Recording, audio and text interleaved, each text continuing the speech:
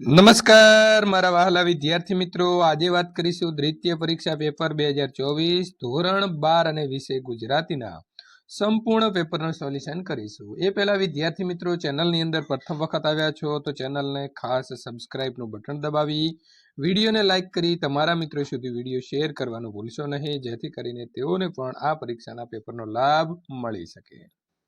વિદ્યાર્થી મિત્રો, આપણે વાત કરીશું દ્વિતીય વાર્ષિક પરીક્ષા, આની સાથે સાથે બોર્ડની પરીક્ષાના સંપૂર્ણ વિદ્યાર્થી મિત્રો તમામ પ્રકાશનોના જો તમે પેપર સોલ્યુશન મેળવવા માંગો છો તો ચેનલને ખાસ સબસ્ક્રાઇબ કરી રાખજો। વિદ્યાર્થી મિત્રો, કોમેન્ટ પણ કરજો કે તમને કયા પ્રકાશનનું કયું પેપર સોલ્યુશન જોઈએ છે, તો આપણે એ પણ મૂકી આપીશું। વિભાગની વાત કરીશું। પ્રથમ અહીં તમારે વિકલ્પ પસંદ કરી અને જવાબ લખવાના છે। સત્ય છે એ જ મન એમ સૂજે, એટલે સાચો જવાબ આવે છે એ। દીકરી શેની ઊંડાઈ તાગી શકે તેમ કહે છે, તો કૂવાની। કાવ્યની અંદર કઈ પંક્તિ આંતર ખોજની પ્રેરણા આપે છે? જેણે પાપ કર્યું ના એકે તે પથ્થર પહેલા ફેંકે। આપેલા પ્રશ્નોના માગ્યા મુજબ હેતુલક્ષી પ્રશ્નોના જવાબ આપવાના છે। ધના ભગતનું કયું કાવ્ય તમારા અભ્યાસક્રમમાં છે? વિદ્યાર્થી મિત્રો, તમારી અનુક્રમણિકા ખાસ તૈયાર કરી દેવી। પાઠોનું નામ શામાંથી લેવામાં આવ્યો છે અને લેખકનું નામ।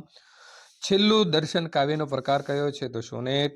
ઇન્દુલાલ ગાંધીના 2 કાવ્ય સંગ્રહોના નામ આપો, તો તેજ રેખા અને ખંડિત મૂર્તિઓ। નીચે આપેલા પ્રશ્નોના એક વાક્યમાં જવાબ આપવાનો છે। ગોપી કયો નિયમ લે છે? તો ગોપી શ્યામ રંગની નજીક ન જવાનો નિયમ લે છે। નગરને અબૂત શા માટે કહ્યું છે? તો નગરને અબૂત બાળક કહ્યું છે કારણ કે નગર અણસમજુ બાળકની જેમ કોઈ પણ વ્યક્તિને લલચાવી શકે છે। ઘરમાં કોણ પહેરો ભરે છે? તો શુનકાર અને સન્નાટાઓ ઘરની અંદર પહેરો ભરે છે। ભાદરના કાંઠે કપડાં ધોતી ભાણીની શી મૂંઝવણ છે? તો ભાદરના કાંઠે કપડાં કાઢીને ધોતી વખતે ભાણીને મૂંઝવણ થાય છે કે પોતાને કપડાં વગરની હાલતમાં કોઈ જોઈ ન જાય, એ માટે એ ડરે છે। નીચે આપેલા પ્રશ્નોના 3-4 વાક્યની અંદર જવાબ આપવાના છે અને કોઈ પણ 3 પ્રશ્ન તમને મનગમતા તમને જે આવડે છે તે 3 પ્રશ્નો લખવાના છે। બીજ અને વૃક્ષનો કાર્યકારણ સંબંધ સ્પષ્ટ કરવાનો છે। તો કારણ વગર કાર્ય સંભવી શકે નહીં। જેમ બીજ એક કારણ છે તો વૃક્ષ એ કાર્ય છે। બીજને ધરતીમાં રોપીએ તો થડ, ડાળ, પાંદડા, ફળફૂલ વગેરેના વૃક્ષનો વિસ્તાર થઈ શકે, અર્થાત વૃક્ષનો વિસ્તાર રૂપી કાર્ય સંભવી શકે। વૃક્ષ માટે બીજ હોવું જરૂરી છે અને બીજ હોય તો જ વૃક્ષ સંભવી શકે। આમ બીજ અને વૃક્ષ વચ્ચે કાર્યકારણનો સંબંધ છે। ભવના અબોલા લોકગીતની અંદર નાયિકા શું સંદેશ મોકલાવે છે?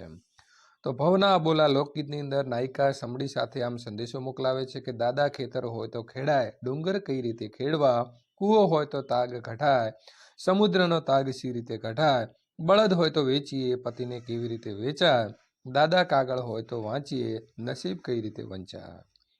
છેલ્લું દર્શન એવું કવિ શા માટે કહે છે? તો કવિએ પોતાની પત્નીના અવસાન નિમિત્તે લખાયેલા કાવ્યને છેલ્લું દર્શન કહ્યું છે। આ કાવ્ય સુંદરીનું નથી, આ કાવ્ય સૌંદર્ય અને માંગલ્યનું છે। એના ઉપભોગનું નહીં પણ પૂજનનું છે।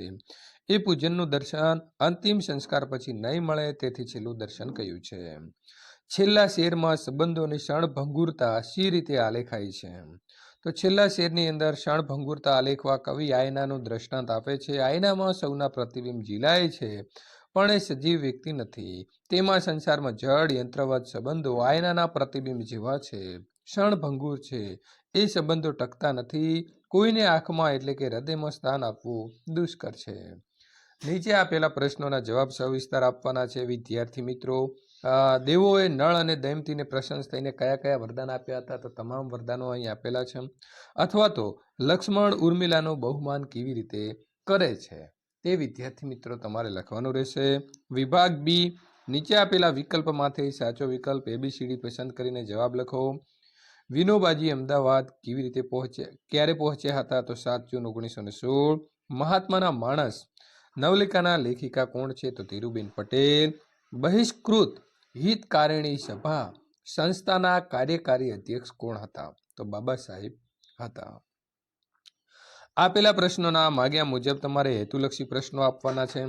નટવરલાલ બુચને સાહિત્ય પરિષદનું કયું પારિતોષિક પ્રાપ્ત થયું છે? તો જ્યોતિન્દ્ર દવે હાસ્ય પારિતોષિક। સૌજન્યશીલ પ્રભાશંકર પાઠનો સાહિત્ય પ્રકાર શું છે? તો ચરિત્ર લેખ। વિદ્યાર્થી મિત્રો, અનુક્રમણિકા ખાસ કરી દેવી। પાઠનું નામ, તેનો પ્રકાર અને લેખક જે તમને ઓછામાં ઓછા 3 થી 4 માર્ક અપાવી શકે છે. શરત એ નામે કોણે અનુવાદ કર્યો છે? તો ડોક્ટર રમેશ ઓઝાએ. એક વાક્યની અંદર ઉત્તર આપવાનો છે. અમરનાથ યાત્રામાં શેનો અવરોધ વિઘ્નરૂપ છે? તો અમરનાથ યાત્રાની અંદર બરફના જે ડુંગરાને ઓળંગવા એ અવરોધરૂપ અને વિઘ્નરૂપ છે.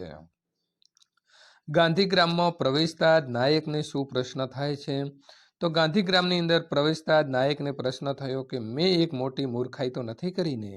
પરમેશ્વરના જ્ઞાનથી શું કેળવી શકાય છે? તો પરમેશ્વરના જ્ઞાનથી નમ્રતા કેળવી શકાય છે. અનુરુદ્ધના મતે બિરંજ ક્યાં ઉત્પન્ન થાય છે? તો અનુરુદ્ધના મતે બિરંજ સુવર્ણ કટોરાની અંદર ઉત્પન્ન થાય છે. નીચે આપેલા પ્રશ્નોના 3-4 વાક્યની અંદર ઉત્તર આપો, કોઈ પણ 3. લેખિકાને હારઘન મેદાનમાંથી વહી જતી શેષ નદી કેવી લાગતી હતી? ત્યાર પછી મિત્રો મહારાણાએ કાશ્મીરમાં આવવા પ્રભાશંકરને કેવી રીતે લાલચ આપી? અથવા તો ભગવાન ભાઈએ દેવોની માને શું આશ્વાસન આપ્યું? સયાજીરાવ ગાયકવાડે બંગલે આવીને રાણીને શું કહ્યું? તો વિદ્યાર્થી મિત્રો આમાંથી કોઈ પણ 3 પ્રશ્નો લખાવવાના તમારે થશે. નીચે આપેલા પ્રશ્નોના સવિસ્તાર જવાબ આપવાના છે. તો ખીચડીએ ટેકરે પાઠના આધારે ભોજાનું મનોમંથન દર્શાવો, અથવા તો યુધિષ્ઠિર યુદ્ધ વિષાદ નાટકના અંતની ચર્ચા કરો. એટલે કોઈ પણ 2 માંથી એક પ્રશ્ન લખવાનો છે અને તેને 4 ગુણ રહેશે. વિભાગ સીની વાત કરીશું. સમાનાર્થી શબ્દની જોડ તમારે જોડવાની છે મિત્રો. અહીં આપણને 3 શબ્દો આપેલા છે એક પ્રશ્નની અંદર, એ બધા આડાઅવળા છે. દાખલા તરીકે પેલો જોઈએ તો સભ્ય તો વિવેકી અથવા શિષ્ટ, સૌજન્ય સુજનતા તો ભલાઈ, કર્તવ્ય ધર્મ તો ફરજ, હઠ જગ તો જીદ અને બુદ્ધિમતી તો પ્રજ્ઞા. ત્યાર પછી આગળ વાત કરીશું.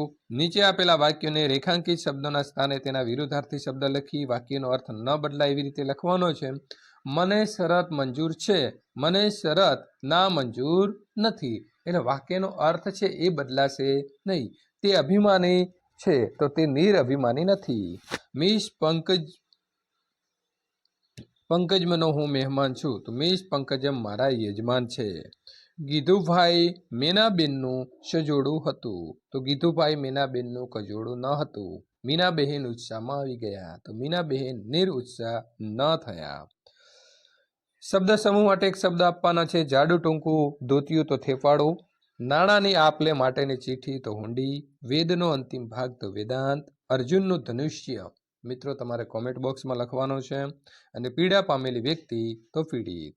શિષ્ટ ભાષાનો માન્ય શબ્દ આપવાનો છે. ડીલ તો શરીર ને હામ તો હિંમત. સાચી જોડણી લખવાની છે. પ્રતિનિધિ, નિબંધ અને શોષિત. ત્યાર પછી કાઉન્સમાં આપેલા સૂચના મુજબ જવાબ આપવાના છે. બાકી સંચામાં તળ પહેલેથી જ ખાલી જગ્યા હતી, નિપાટ લખવાનો છે તો જ. બા મને જોઈને ખુશ થઈ ગયા તો મિત્રો કુદંતનો પ્રકાર લખવાનો છે. આજે એક મહાન કાર્યથી મને મળેલ સફળતા જોઈને આનંદ થયો, એમાં પણ કુદંતનો પ્રકાર લખવાનો છે. અહીં પણ કુદંત લખવાનો છે કે પ્રભાશંકરે ખાલી જગ્યા તેને પૂછ્યું. બા મને જોઈને ખુશ થઈ જશે એ પણ કુદંત. ત્યાર પછી એના ખાલી જગ્યાએ સાથીદારોનો ઠપકો પણ ખમતો તો વિશેષણ લખવાનું છે. અને કાષ્ટની પૂતળી જેવી ઊભી સ્તંભ બની રહી એની અંદર વિશેષણ લખવાનું છે. રૂઢિપ્રયોગનો વાત કરીએ તો મિત્રો રૂઢિપ્રયોગનો તમારે અર્થ આપી અને તેને વાક્યની અંદર પ્રયોગ કરવાનો રહેશે. તો વધામણી આપવી તો શુભ સમાચાર આપવા, લોહી ઉકળી જવું તો અત્યંત ક્રોધ આપવો, ઉલાળ ધરાળ ન હોવું તો આગળ પાછળની ચિંતા ન હોવી. ત્યાર પછી મિત્રો કાઉન્સમાં આપેલા છે તે પ્રકારે પ્રશ્નોના જવાબ તમારે લેખન રૂઢિની દ્રષ્ટિએ સુધારો કરી અને લખવાના રહેશે. ત્યાર પછી સાદા અને સંકુલ વાક્યની અંદર ફેરવવાના છે. તો વિદ્યાર્થી મિત્રો એ પણ આપણે ફેરવી દીધા છે. આ પ્રકારે તમારો વિભાગ સી પૂર્ણ થાય છે. વિભાગ ડી ની અંદર મિત્રો અહીં તમારે સરસ મજાનું એક કાવ્ય આપેલું છે અને કાવ્યના આધારે 5 પ્રશ્નો છે. તે 5 પ્રશ્નોના જવાબ આપવાના છે. તેના જવાબો પણ મેં અહીં આપી દીધા છે. આ પ્રકારે પણ તમે લખી શકો છો. ત્યાર પછી ગદ્યખંડ આપેલો છે અને ગદ્યખંડના પણ 5 પ્રશ્નો પૂછેલા છે. તો એ 5 પ્રશ્નોના જવાબ તમારે આપવાના રહેશે. મિત્રો અહીં આપણને એક ગદ્યખંડ આપ્યો છે અને તેને 1/3 એટલે કે 100% બરાબર ત્રીજા ભાગની અંદર તમારે સંક્ષેપ કરી અને તેનું શીર્ષક લખવાનું છે. તો મિત્રો શીર્ષક આવે છે વિદ્યાર્થીના કર્તવ્ય અને આ પ્રકારે જવાબ આવશે. ત્યાર પછી તમારે ગદ્યખંડના આધારે કાળકથન રીતિ પ્રમાણે વિચાર વિકાસનો ક્રમ તમારે ગોઠવવાનો રહેશે. વિભાગી નીચેના વિષયનું અરજી લેખન કરો. તો અરજી તમારે લખવાની છે વિદ્યાર્થી મિત્રો. અહીં તારીખ અને તમારું સ્થળ બદલાશે, વિષય એ જ રહેશે અને નીચે XYZ તમારી સહી આવશે. અહીં તમારે ગદ્યખંડનું વાદાત્મક અને ભાવાત્મક ગદ્યની અંદર મિત્રો રૂપાંતર કરવાનું રહેશે. ત્યાર પછી વાત કરીશું 250 શબ્દોની અંદર નિબંધ લખો. પુસ્તકોની મૈત્રી જો પ્રશ્ન તમારો વિદ્યાર્થી મિત્રો પૂછાય છે તો એનો જવાબ તમે આ પ્રકારે આપી શકો છો. સંપૂર્ણ અહીં જવાબ આપી દીધો છે. અથવા તો મારા સપનાનું ભારત, તો એના વિશેનો પણ વિદ્યાર્થી મિત્રો આપણે સંપૂર્ણ સોલ્યુશન સાથેનો જવાબ જે છે એ તમે અહીંથી લખી શકો છો. શ્રમનું ગૌરવ પૂછાય તો શ્રમનું ગૌરવ વિદ્યાર્થી મિત્રો આપણે અહીં સંપૂર્ણ તમારી સમજૂતી માટે 3 નિબંધો જે છે તે આપેલા છે. તો આ પ્રકારના જે છે તે સોલ્યુશન માટે મિત્રો ચેનલને સબસ્ક્રાઇબ કરજો. બોર્ડની પરીક્ષાનો નમૂનાનું પ્રશ્નપત્ર મેળવવા માંગો છો તો અહીં આપેલી એન્ડ સ્ક્રીન ઉપર ક્લિક કરીને મેળવી શકો છો.